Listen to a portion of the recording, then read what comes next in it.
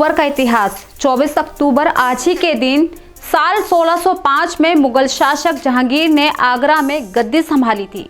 24 अक्टूबर 1851 को कोलकाता और diamond harbour के बीच पहली टेलीग्राफ लाइन की शुरुआत हुई थी। 24 अक्टूबर 1915 को अमेरिकी शहर न्यूयॉर्क में 25,000 महिलाओं ने मतदान के अधिकार के लिए बहुत बड़ा प्रदर्शन किया था, जो इतिहास में दर्ज किया गया है।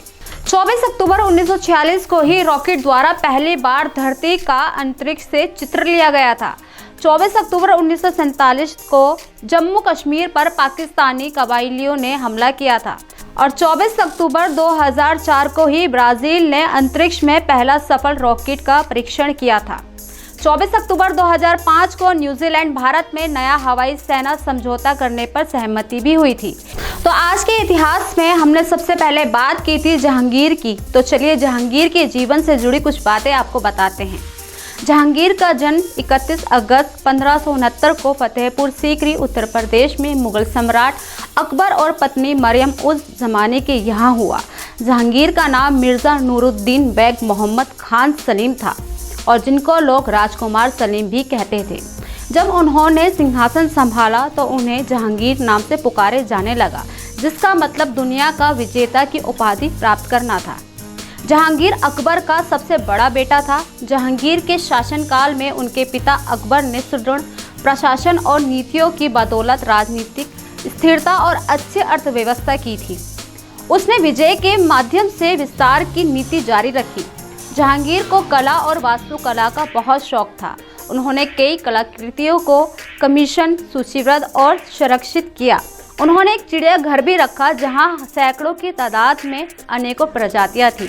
जहांगीर ने ही अंग्रेजों को सूरत में निवास करने और कारखाना स्थापित करने का अधिकार दिया था और भारत में पहली अंग्रेजी फैक्ट्री इसी प्रकार से अस्तित्व में आई थी।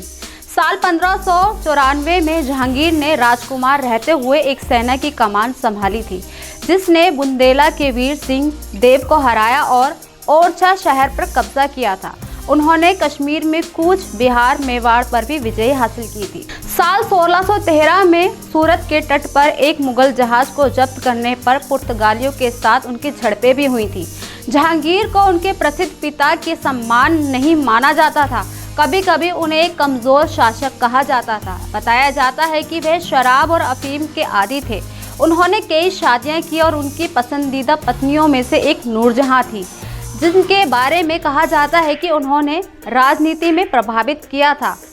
जहांगीर जब 58 साल के थे तब उन्होंने आखिरी सांस कश्मीर में ली, जहां अपने स्वास्थ्य को फिर से ठीक करने के लिए गए हुए थे। हमारे साथ जुड़े रहने के लिए देखते रहिए देश रोजाना का YouTube चैनल। सब्सक्राइब कीजिए, साथ ही देश रोजाना की खबरें सबसे पहले देखने के लिए प्रेस कीजिए बेल आइकन।